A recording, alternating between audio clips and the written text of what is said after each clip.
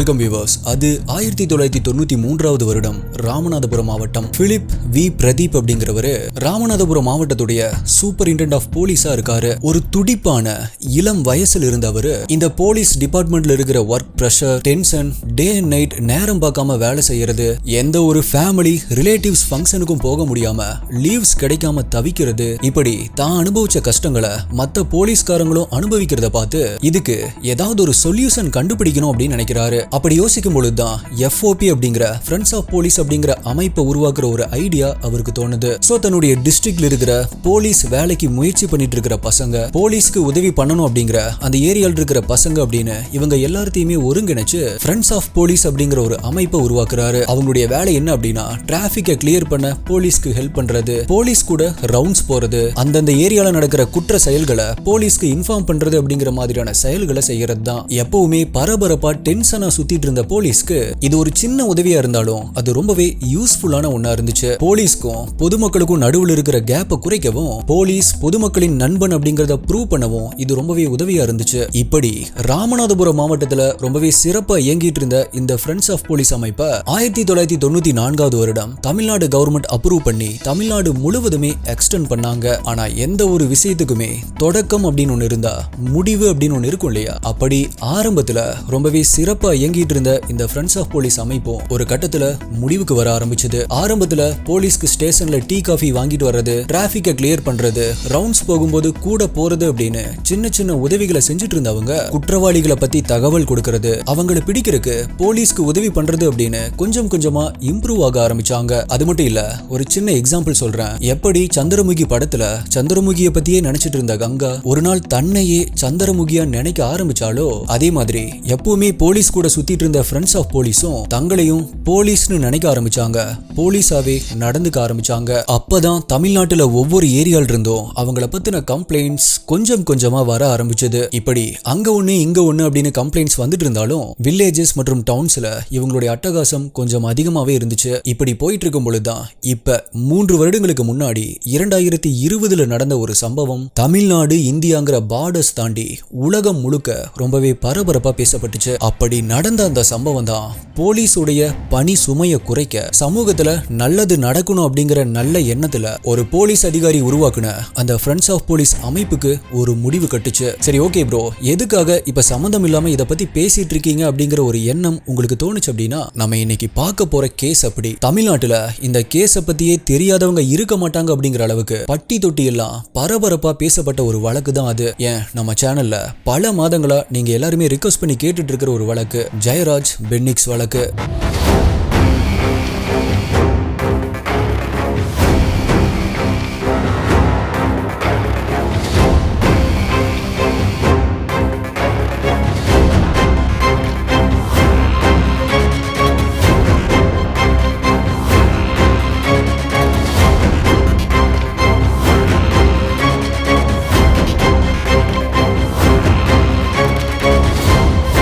இவங்களுடைய தலையெழுத்தையே மாத்தி ரொம்பவே சந்தோஷமா வாழ்ந்துட்டு இருந்தவங்க அவ்வளவு கொடூரமா டார்ச்சர் அனுபவிச்சு இறந்து போக காரணமே இந்த ஃப்ரெண்ட்ஸ் ஆஃப் போலீஸ் அமைப்பு தான் அப்படிங்கிறது உங்களை எத்தனை பேருக்கு தெரியும்? அப்படி இந்த சம்பவத்துக்கும் ஃப்ரெண்ட்ஸ் ஆஃப் போலீஸ்க்கும் என்ன சம்பந்தம்? ஏன் ஃப்ரெண்ட்ஸ் ஆஃப் போலீஸ் இப்ப இல்ல? அப்படி அவங்க என்னதான் பண்ணாங்க அப்படிங்கிற டீடைல்ஸ் மட்டும் இல்லாம ஜெயராஜ் பென்னிக்ஸுக்கு அன்னைக்கு என்ன நடந்துச்சு, அவங்க எப்படி இறந்தாங்க அப்படிங்கிற ரொம்பவே சென்சிட்டிவான ஒரு கேஸை பத்தி தான் இன்னைக்கு வீடியோல நம்ம டீடைல்டா டீகோட் பண்ண போறோம். நீங்க பார்த்துட்டு இருக்கிறது சரவணன் டீகோட்ஸ். நான் உங்கள் சரவணன். வாங்க இன்னைக்கு வீடியோக்குள்ள போலாம்.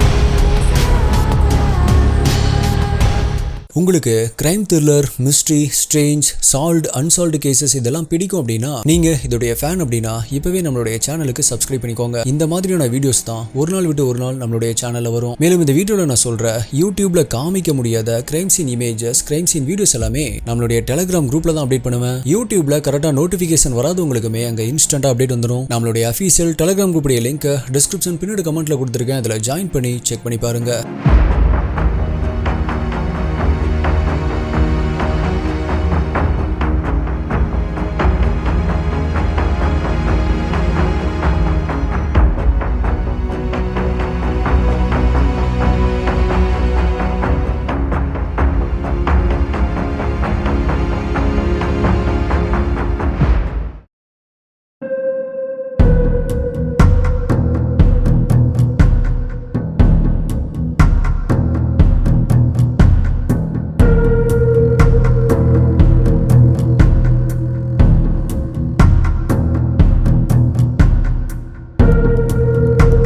அது மார்ச் 24, 2020 வருடம். இயல்பா போயிட்டு இருந்த இந்திய மக்களுடைய வாழ்க்கையில ஒரு பெரிய இடி விழுந்த நாள். உலகம் முழுக்க ரொம்பவே வேகமா பரவிட்டு இருந்த கொரோனா வைரஸ்ல இருந்து தப்பிக்கவும் அதோடைய பாதிப்பை குறைக்கவும் இந்தியன் கவர்மெண்ட் 21 நாட்கள் லாக்டவுனை டிக்ளேர் பண்றாங்க. 3 வாரங்கள்ல முடிஞ்சிரும் அப்படின்னு நினைச்சிட்டு இருந்த லாக்டவுன் எக்ஸ்டெண்ட் ஆகிட்டே போயிட்டு இருந்துச்சு.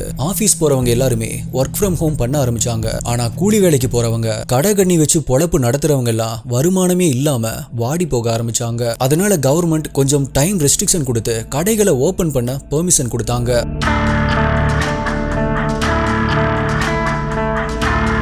அது ஜூன் 19, 2020 வருடம். தூத்துக்குடி மாவட்டத்தில் இருக்கிற சாத்தான்குளம் அப்படிங்கிற ஊர்ல லாக்டவுன் ரூல்ஸை மீறி கடையை அதிக நேரம் திறந்து வச்சிருக்கிறதா சொல்லி ஜெயராஜ், பென்னிக்ஸ் அப்படிங்கிற அப்பா பையன் 2 பேரை போலீஸ் அரெஸ்ட் பண்றாங்க. அதுக்கப்புறமா அவங்கள மேஜிஸ்ட்ரேட் முன்னாடி ப்ரொடியூஸ் பண்ணி கோவில்பட்டி சப் ஜெயில அடைக்கிறாங்க. அப்படி ஜெயில அடைச்சு வச்ச அடுத்த 2 நாட்கள்ல அப்பா பையன் 2 பேருமே அடுத்தடுத்து இறந்து போறாங்க.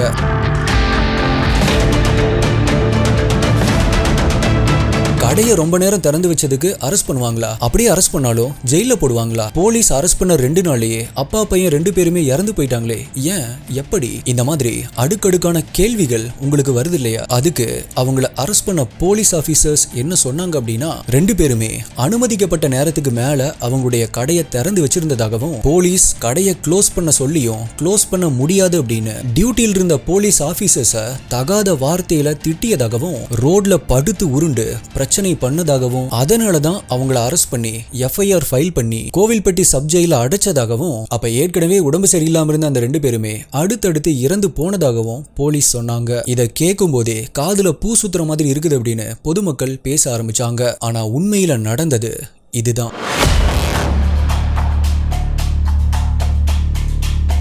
தூத்துக்குடி மாவட்டம் சாத்தான்குளம் அப்படிங்கிற ஊரை சேர்ந்தவர் 59 வயதான ஜெயராஜ். அவரு கடைவீதியில ஒரு மரக்கடை வச்சு நடத்திட்டு வந்திருக்காரு. அவருடைய பையன் பென்னிக்ஸ், வயது 31. அவரும் அதே கடைவீதியில ஒரு செல்போன் கடையொன்னு வச்சு நடத்திட்டு வந்திருக்காரு. பென்னிக்ஸ் ரொம்பவே அமைதியான ஒரு சுபாவம் உடையவர். யாருடைய வம்புக்குமே போகாம தான் உண்டு தன்னுடைய வேலை உண்டு அப்படின்னு இருக்கக்கூடிய ஒரு நபர். அவருடைய அப்பா ஜெயராஜும் எந்த ஒரு வம்பு தும்புக்கும் போகாத ஒரு நபர் தான். ஆனாலும் தன்னுடைய கண்ணுக்கு முன்னாடி நடக்கிற தப்ப பார்த்துட்டு சும்மா கண்டும் காணாம போகக்கூடிய ஒரு நபர் கிடையாது. ஜெயராஜ் மற்றும் பென்னிக்ஸ் இவங்க 2 பேத்தையுமே போலீஸ் டார்கெட் பண்ணதுக்கு காரணமா பொதுமக்கள் சொல்றது என்ன அப்படின்னா, போலீஸ்க்கும் இவங்களுக்கும் இடையில நடந்த சில குறிப்பிட்ட சம்பவங்கள் தான் அப்படின்னு சொல்லியிருக்காங்க. அப்படிதான் போலீஸ் ஜெயராஜ் மற்றும் பென்னிக்ஸை பழி தீர்க்க காத்துட்டு இருந்திருக்காங்க. அப்படி நடந்த முதல் சம்பவம் தான் இது.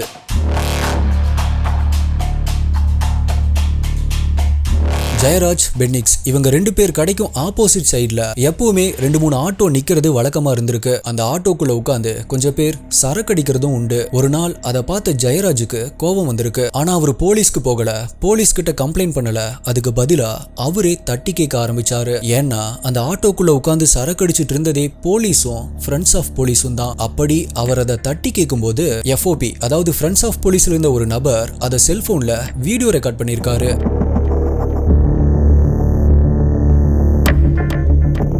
ஏற்கனவே அந்த ஊர்ல இருந்த ஃப்ரெண்ட்ஸ் ஆஃப் போலீஸ்ல இருந்த ஒரு நபருக்கும் ஜெயராஜுக்கும் ஒரு உரசல் இருந்திருக்கு. எந்த வகையிலேயாவது ஜெயராஜ பழி வாங்கணும் அப்படின்னு காத்துட்டு இருந்த ஃப்ரெண்ட்ஸ் ஆஃப் போலீஸ்ல இருந்த நபர் இதுதான் சரியான சமயம் அப்படின்னு இந்த விஷயத்துல போலீஸை யூஸ் பண்ணி ஜெயராஜ பழி வாங்கிடலாம் அப்படின்னு பிளான் போட்டிருக்காரு. சோ தான் ரெக்கார்ட் பண்ண அந்த வீடியோவை ஸ்ட்ரெயிட்டா போலீஸ் ஸ்டேஷன் போய் அங்கிருந்த எல்லா போலீஸ் கிட்டையும் காமிச்சு பாருங்க அவனுக்கு எவ்வளவு திமிர் இருந்தா போலீஸையே எதிர்த்து பேசுவான் அப்படின்னு போட்டு காமிச்சிருக்காரு. அந்த வீடியோவை பார்த்த ஸ்டேஷன்ல இருந்த போலீஸ் எல்லாருமே ரொம்பவே டென்ஷன் ஆயிருக்காங்க. அவங்க டென்ஷன் ஆனதுக்கு காரணம் பப்ளிக்லயே ஒரு போலீஸ் சரக்கடிக்கிறத பார்த்ததால இல்ல, அப்படி சரக்கடிக்கிற போலீஸ ஒரு பப்ளிக் தட்டி கேட்டதுதான்.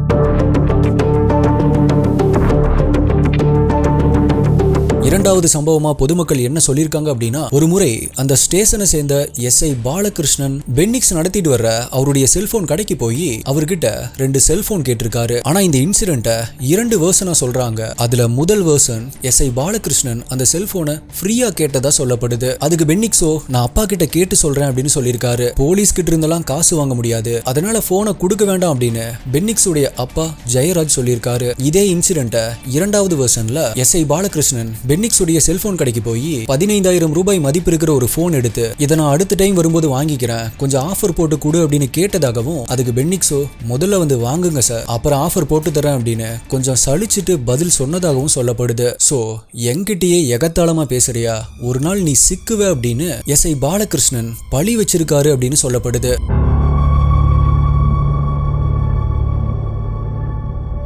மூன்றாவது சம்பவமா பொதுமக்கள் என்ன சொல்றாங்க அப்படின்னா, ஜூன் 18, 2020 வருடம் டைம் அப்ப கரெக்டா ஒரு 8 மணி இருக்கும். போலீஸ் வழக்கம் போல பேட்ரோல்ல வந்து கடை எல்லாத்தையுமே அடைக்க சொல்லிட்டு இருக்காங்க. அப்போ அங்க ஒரு 4 பேர் கும்பலா நிக்கிறத பார்த்து அவங்கள விசாரிச்சிருக்காங்க. அப்ப அந்த கும்பலா நின்னுட்டு இருந்தவங்களோ கடையெல்லாம் அடைச்சாச்சு சார், சம்பளம் வாங்கிட்டு போறதுக்காக நின்னுட்டு இருக்கோம் அப்படின்னு சொல்லியிருக்காங்க. அதுக்கு போலீஸோ முதுகு தோலை உரிச்சிருவேன், ஒழுங்கா இங்கிருந்து கிளம்புங்கடா அப்படின்னு இன்னுமே கொச்சையான வார்த்தைகளால திட்டிட்டு அங்கிருந்து போயிருக்காங்க. அதே சமயத்துல அங்க வந்த ஜெயராஜ் அவங்க கிட்ட என்ன நடந்தது அப்படின்னு கேட்டிருக்காரு. அவங்க போலீஸ் அசிங்கமா திட்டுனதை சொன்னதும் மணலை திருடிட்டு போறவங்க கிட்ட எல்லாம் காசு வாங்கிட்டு விட்டுறாங்க, கூலி வாங்குற உங்களை எதுக்கு திட்டிட்டு இருக்காங்க, நீங்க எதுவும் அவங்கள திருப்பி கேட்கலையா அப்படின்னு கேட்டிருக்காரு. அதை ஒட்டு கேட்ட ஏற்கனவே ஜெயராஜ் மேல காண்டில் இருந்த ஃப்ரெண்ட்ஸ் ஆஃப் போலீஸ்ல இருந்த ஒரு நபர் நடந்ததை வேற மாதிரி திரிச்சு எஸ்ஐ பாலகிருஷ்ணன் கிட்ட சொல்லியிருக்காரு. உங்களையே அடிச்சிருவேன்னு சொல்றான் சார் அப்படின்னு ஏத்தி விட்டுருக்காரு. ஏற்கனவே முந்தைய சம்பவங்கள்ல ஜெயராஜ் மேல கோவமா இருந்த போலீஸ்க்கு இப்படி ஒரு மேட்டர் கிடைச்சா சும்மா விட்டுருவாங்களா? அடுத்த நாளே அவங்கள பழி வாங்குறதுக்காக ஸ்டேஷன்ல எல்லாருமே சேர்ந்து திட்டம் போட்டதா சொல்லப்படுது.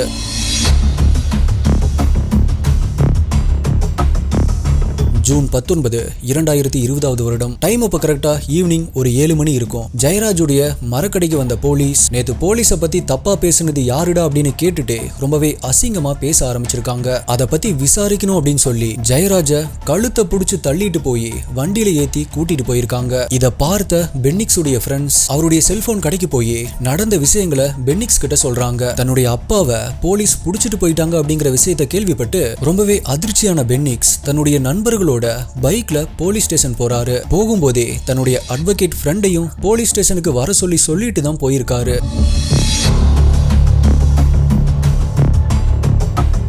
பொதுவாகவே போலீஸ் ஸ்டேஷனுக்கு பொதுமக்கள் போனா மரியாதை இருக்காது அப்படின்னு சொல்லுவாங்க இல்லையா, நம்மளை ஒழுங்கா ட்ரீட் பண்ண மாட்டாங்க அப்படின்னு சொல்லுவாங்க இல்லையா, அதனாலதான் தன்னுடைய அட்வொகேட் ஃப்ரெண்டையும் வர சொல்லிட்டு போயிருக்காரு. அப்படி ஸ்டேஷனுக்கு போனதும் பென்னிக்ஸ் பார்த்த முதல் காட்சி அவரோட 59 வயதான அப்பாவை அங்கிருந்த போலீஸ் எல்லாமே அடிச்சிட்டு இருந்ததை தான். என்னதான் அமைதியான வம்பு தும்புக்கு போகாத ஆளா இருந்தாலுமே எந்த தப்புமே பண்ணாத தன்னுடைய அப்பாவை அடிக்கிறத பார்த்துட்டு யாருனாலதான் சும்மா இருக்க முடியும்? அப்பாவை ஏன் சார் அடிக்கிறீங்க அப்படின்னு கேட்டுட்டு அவங்க அடிக்கிறத தடுக்க முயற்சி பண்ணிருக்காரு. உடனே போலீஸ் மேலேயே கை வைக்கிறியா அப்படின்னு பென்னிக்ஸையும் அடிக்க ஆரம்பிச்சிருக்காங்க.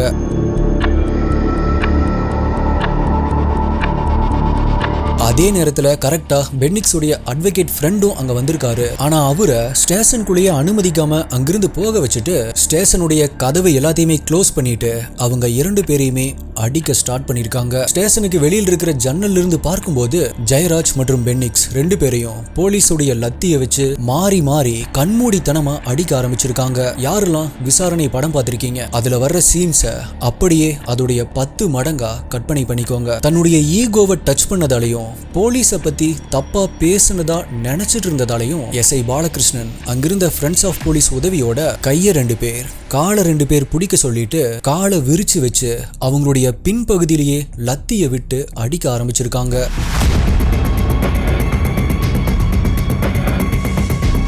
வெளியிருந்தவங்களுக்கு தொடர்ந்து அவங்களுடைய அலறல் சத்தம் மட்டும் கேட்டுட்டே இருந்துச்சு. அப்பா முன்னாடி பையனையும் பையன் முன்னாடி அப்பாவையும் நிர்வாணப்படுத்தி அசிங்கப்படுத்தி இருக்காங்க. அதே சமயம் இன்னொரு எஸ்ஐ ரகு கணேஷ், இவரு ஜாதி வெறி பிடிச்ச ஆளு அப்படின்னு அங்க இருக்கிற பொதுமக்கள் சொல்லியிருக்காங்க. அவருடைய ஜாதி ஆட்களை தவிர வேற ஜாதி ஆட்கள் அப்படின்னா அவருடைய ட்ரீட்மெண்ட்டே வேற மாதிரி தான் இருக்குமாமா. அவரும் அவ்வளவு வெறியோட இவங்களை அடிக்க ஆரம்பிச்சிருக்காரு. அடுத்தது இன்ஸ்பெக்டர் ஸ்ரீதர், இவருடைய கேரக்டரை பத்தி அங்க இருக்கிற பொதுமக்கள் என்ன சொல்லியிருக்காங்க அப்படின்னா, போலீஸ் அடிக்கும் போது அலறுவாங்க இல்லையா, அந்த அலற சத்தத்தை கேட்டு ரசிக்கக்கூடிய ஆளு அப்படின்னு சொல்லியிருக்காங்க. பென்னிக்ஸ் கிட்ட உனக்கு கல்யாணம் ஆக போகுது அப்படின்னு கேள்விப்பட்டேன், கல்யாணம் ஆனாலும் நீ ஒண்ணுமே பண்ண முடியாதபடி உன்னை பண்றேன்டா அப்படின்னு போலீஸுடைய முழு லத்தியும் பென்னிக்ஸ் உடைய பின்பகுதி வழியா அப்படியே முழுசா உள்ள விட்டு கொடைஞ்சு எடுத்திருக்காங்க அப்படின்னு சில ரிப்போர்ட்ஸ்ல சொல்லப்பட்டிருக்கு.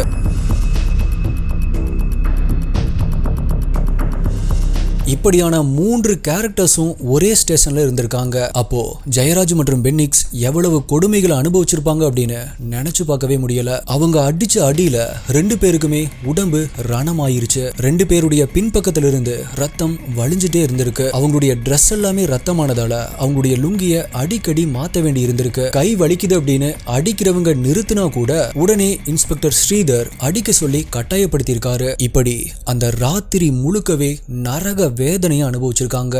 உடல் முழுக்கவே பல இடங்கள்ல காயங்கள் இருந்தாலுமே அவங்களுடைய பின்பகுதியில ரொம்பவே மோசமா தோல் எல்லாமே பிஞ்சு தொங்கிட்டு இருந்துச்சு. இந்த இன்சிடென்ட்டை அப்படியே இன்ஸ்பயர் பண்ணி மினிட் பை மினிட் என்ன நடந்துச்சு அப்படிங்கறத ஒரு படம் மாதிரி லாக்அப் அப்படின்னு ஒரு சீரீஸா குக் எஃப்எம்ல ஆடியோ ஃபார்மேட்ல எடுத்திருக்காங்க. இதெல்லாம் என்ன விலை?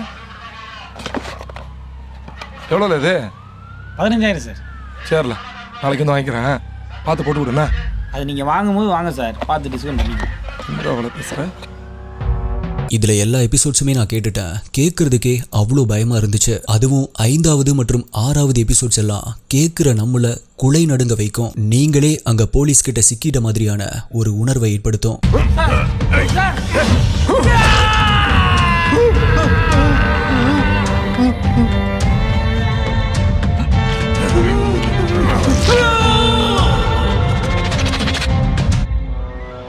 கல்யாணம் மலை பண்ண போறேன்.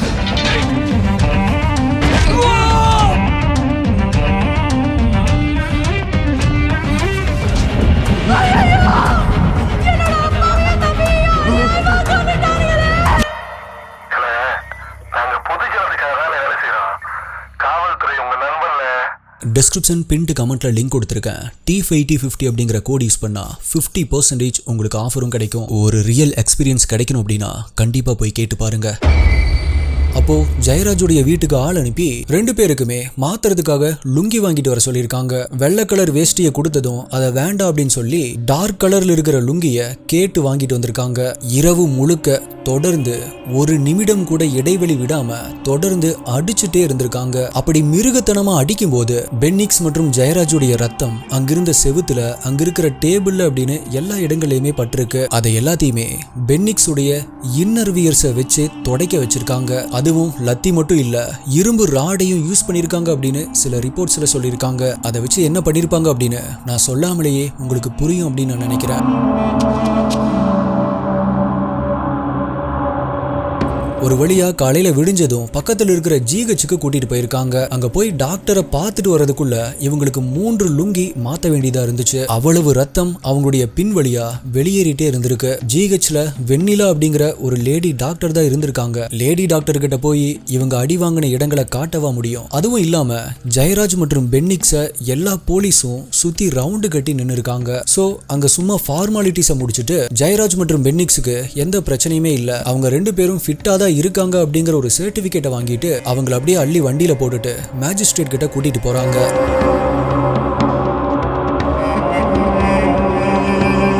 ஜெயராஜ் மற்றும் பென்னிக்ஸ் 2 பேருமே கீழே வண்டி கிட்ட நின்னுட்டு இருக்காங்க. மேஜிஸ்ட்ரேட் பார்க்கும் பொழுது அவங்கள சுத்தியுமே போலீஸ் நின்னுட்டு இருந்திருக்காங்க. அதே போல மேஜிஸ்ட்ரேட் சரவணன் ஃபர்ஸ்ட் ஃப்ளோர்ல இருந்துட்டு கீழே நின்னுட்டு இருந்தவங்களை பார்த்துட்டு 15 நாட்கள் நீதிமன்ற காவல்ல இருக்கணும் அப்படின்னு சைன் பண்ணி தந்ததா சில ரிப்போர்ட்ஸ்ல சொல்லியிருக்காங்க. அட்லீஸ்ட் அந்த டாக்டரோ அல்லது அந்த மெஜிஸ்ட்ரேட்டோ அவங்களுடைய கடமையை ஒழுங்கா செஞ்சிருந்தா கூட ஜெயராஜ் மற்றும் பென்னிக்ஸ் 2 பேருமே உயிரோட இருந்திருப்பாங்க அப்படின்னு பொதுமக்களால பேசப்படுது. இப்ப போலீஸ் அவங்க 2 பேருமே வண்டியில ஏத்திட்டு கோவில்பட்டியில் இருக்கிற ஜெயிலுக்கு போறாங்க. போலீஸுடைய ஜீப்ல அவங்களுடைய ரத்தம் பற்றக்கூடாது அப்படின்னு அவங்களுக்கு கீழே ஒரு பெட்ஷீட்டை விரிச்சு அது மேல அவங்கள உட்கார வச்சுதான் கூட்டிட்டு போயிருக்காங்க.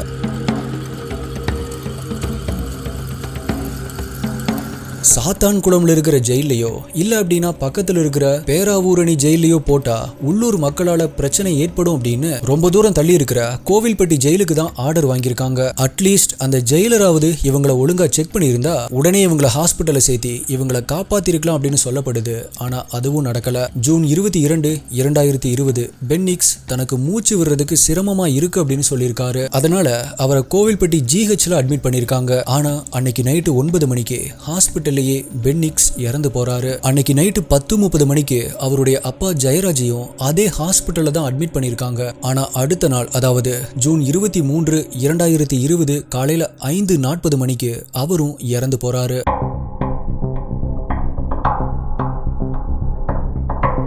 அப்பா பையன் அப்படின்னு 2 பேருமே போலீஸ் அரெஸ்ட் பண்ணி 2-3 நாள்ல அடுத்தடுத்து இறந்து போனதால சாத்தான்குளம் முழுக்கவே பதட்டம் ரொம்பவே அதிகமாக ஆரம்பிக்குது. வியாபாரிகள் கடையடைப்பு பண்றாங்க, பொதுமக்கள் ஆர்ப்பாட்டம் பண்ண ஆரம்பிக்கிறாங்க. விஷயம் கொஞ்சம் கொஞ்சமா வெளியே லீக் ஆக ஆரம்பிக்குது. சோசியல் மீடியால லாக் அப் டெத் அப்படின்னு சொல்லி ஜஸ்டிஸ் ஃபார் ஜெயராஜ் பென்னிக்ஸ் அப்படின்னு ட்ரெண்ட் ஆக ஆரம்பிக்குது. யூடியூபர்ஸ், மீடியா, நியூஸ் அப்படின்னு எல்லாருமே இதை பத்தி பேச ஆரம்பிக்கிறாங்க. அப்போ சிஎம்ஆ இருந்த எடப்பாடி பழனிசாமி அவர்கள் அவங்க 2 பேருமே உடம்பு சரியில்லாம தான் இறந்து போயிருக்காங்க அப்படின்னு சொல்றாரு. அதே சமயம் இறந்தவங்களுடைய குடும்பத்திற்கு நஷ்ட ஈடும் அறிவிக்கிறாரு. ஆனா எதிர்க்கட்சிகள், நடிகர்கள் அப்படின்னு எல்லாருமே இது லாக் அப் டெத் தான் அப்படின்னு சொல்ல ஆரம்பிக்கிறாங்க.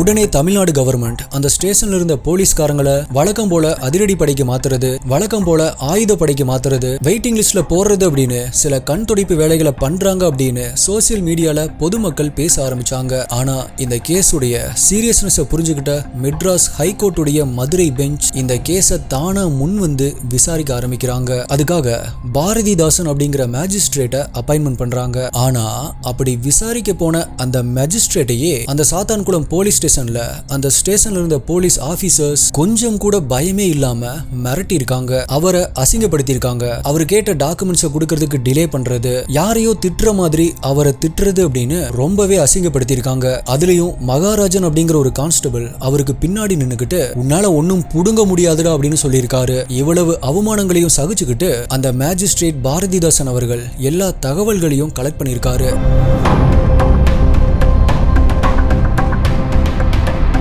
அப்பதான் அந்த ஸ்டேஷன்ல ஒர்க் பண்ற ரேவதி அப்படிங்கிற லேடி கான்ஸ்டபிள் இரவு முழுக்க ஜெயராஜ் மற்றும் பென்னிக்ஸ்க்கு நடந்த கொடுமையை, அவங்க அலற சத்தத்தை இரவு முழுக்க கேட்டு அந்த அப்பாவிகளுக்கு நடந்த அநியாயத்தை மத்த போலீஸ் மாதிரி மறைக்க முடியாம தன்னுடைய மனசாட்சியோட நடந்துக்க முடிவு பண்ணி நடந்த எல்லாத்தையுமே சொல்லலாம் அப்படின்னு முடிவு பண்றாங்க. ஆனா அவங்களுக்கே அந்த ஸ்டேஷன்ல இருந்த போலீஸ் ஆபீசர்ஸை பார்த்து பயமா இருந்துச்சு. சோ அங்க வந்த மேஜிஸ்ட்ரேட் கிட்ட யாருக்குமே தெரியாம ஒரு துண்டு பேப்பர்ல தன்னுடைய போன் நம்பரை எழுதி அதை அவர்கிட்ட கொடுத்து போன் பண்ண சொல்லியிருக்காங்க. அதை புரிஞ்சுக்கிட்ட மேஜிஸ்ட்ரேட்டும் ஸ்டேஷன்ல இருந்து வெளியே வந்த உடனே அவங்களுக்கு கால் பண்ணி இரவு முழுக்க நடந்த எல்லா கொடுமைகளையும் கேட்டு தெரிஞ்சிருக்காரு. அப்படி ரொம்பவே தைரியமா லேடி கான்ஸ்டபிளான ரேவதி கொடுத்த அந்த வாக்கு மூலம் தான் அன்னைக்கு இரவு ஜெயராஜ் மற்றும் பென்னிக்ஸுக்கு என்ன நடந்துச்சு அப்படிங்கிறது மட்டும் இல்லாம அங்கிருந்த போலீஸ்காரங்களுடைய கொடூர முகத்தையும் வெளியே கொண்டு வந்துச்சு.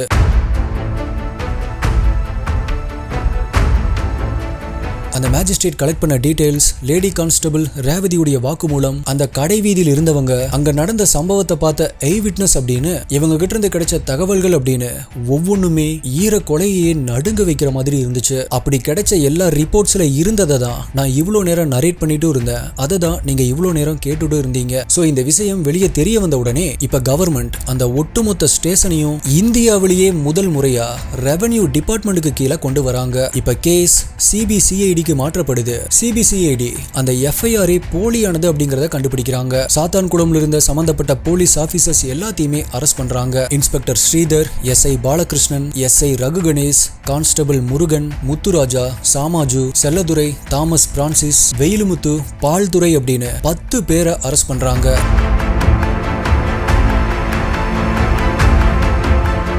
அட்டாப்சி ரிப்போர்ட்ல இறந்து போன ஜெயராஜுடைய மார்பு எலும்புகள் உடைஞ்சு அந்த எலும்புகள் போய் அவருடைய லங்ஸை கிழிச்சதால தான் அவர் இறந்து போயிருக்காரு அப்படிங்கிற ரிப்போர்ட் வருது. அப்போ நினைச்சு பாருங்க, எவ்வளவு ஃபோர்ஸா அவருடைய நெஞ்சில மிதிச்சிருப்பாங்க அப்படின்னு. பென்னிக்ஸோடைய உடம்புல அவருடைய இன்னர் பார்ட்ஸ்ல ப்ளீடிங் ஓவர் ஆனதால அவர் இறந்து போயிருக்காரு அப்படின்னு ரிப்போர்ட் வருது. அப்படின்னா எந்த அளவுக்கு லத்திய வச்சு உள்ள குடைஞ்சிருப்பாங்க அப்படின்னு நினைச்சு பாருங்க. ஒரு ஈகோ பிடிச்ச ஆளு, ஒரு ஜாதி வெறி பிடிச்ச ஆளு, மத்தவங்களை கஷ்டப்படுத்தி அதுல சந்தோஷப்படுற ஆளு, இதுல ஒருத்தங்களை சமாளிக்கிறதே கஷ்டம். 3 பேரும் சேர்ந்து ஒரே இடத்துல இருந்தா, 3 பேருடைய கையிலயுமே அதிகாரம் இருந்தா நினைச்சு பார்க்கவே முடியல. ஆனா அதுதான் இந்த கேஸ்ல நடந்திருக்கு. அப்படிப்பட்ட ஆளுங்களை தூண்டி விட, ஜால்ரா அடிக்க, தங்களுடைய சொந்த பகையை தீர்த்துக்க ஃப்ரெண்ட்ஸ் ஆஃப் போலீஸும் இருந்திருக்காங்க. அப்படி எல்லாமே ஒன்னு சேர்ந்துதான் இப்படி நடந்திருக்கு. பப்ளிக் நியூசன்ஸ் பண்ண வேண்டாம் அப்படின்னு, பப்ளிக்ல குடிக்க வேண்டாம் அப்படின்னு சொன்னதுக்கு அவங்களுக்கு கிடைச்ச தண்டனையை பாத்தீங்களா? 3 பொண்ணுகளை கல்யாணம் பண்ணி கொடுத்துட்டு, வீட்டுல இருந்த 2 ஆம்பளைங்களையும் பறி கொடுத்துட்டு, ஆதரவு இல்லாம தவிக்கிற அந்த அம்மாவுடைய இழப்பை எப்படி ஈடுகட்ட முடியும்? இந்த கேஸ்ல மாநிலங்கள் கடந்து பல நாடுகளும் இந்த மோசமான சம்பவத்திற்கு கண்டனம் தெரிவிச்சாங்க. இதோட லாக்அப் டெத் முடிவுக்கு வந்துருச்சா அப்படின்னு கேட்டா இல்ல அப்படின்னு தான் சொல்லணும். அது ஒரு தொடர்கதை மாதிரி அங்கங்க நடந்துட்டு தான் இருக்கு. ஜெய் பீம்ல, விசாரணையில அப்படின்னு பல சினிமாக்கள்ல இப்படிப்பட்ட சித்திரவதைகளை நம்ம பார்த்திருப்போம். ஆனா அதையெல்லாம் மிஞ்சுற மாதிரி, தூக்கி சாப்பிடுற மாதிரி ரியல் லைஃப்ல இங்க நடந்திருக்கு. நான் இன்ட்ரோல சொன்னது உங்களுக்கு ஞாபகம் இருக்கா? போலீஸ் வேலையில பல சவால்களும் சங்கடங்களும் இருக்கதான் செய்யுது. அவங்களுக்கும் மன உளைச்சலும், வேலையில சலிப்பும் இருக்கதான் செய்யுது. ஆனா அது எல்லாத்தையுமே கடந்து நேர்மையா இருக்கிற அதிகாரிகள் இன்னுமே இருக்கதான் செய்யறாங்க. அவங்க எல்லாத்துக்குமே ஒரு பெரிய சல்யூட்டை கொடுத்தே தான் ஆகணும். ஆனா அப்படிப்பட்ட ஒட்டுமொத்த காவல்துறைக்கும் அவமானத்தை ஏற்படுத்த இந்த மாதிரி ஒரு சில அதிகாரிகளே போதும். இந்த கொடூர சம்பவம் நடந்து கொஞ்ச நாள்லயே இதுக்கு மூல காரணமா இருந்த தன்னுடைய சொந்த பகையை தீர்த்துக்க போலீஸை யூஸ் பண்ணிக்கிட்ட ஃப்ரெண்ட்ஸ் ஆஃப் போலீஸ் அமைப்பையே கலைச்சிட்டாங்க. மேலும் இந்த கேஸ் சிபிஐக்கு மாற்றப்படுது. இதுல பால்துறை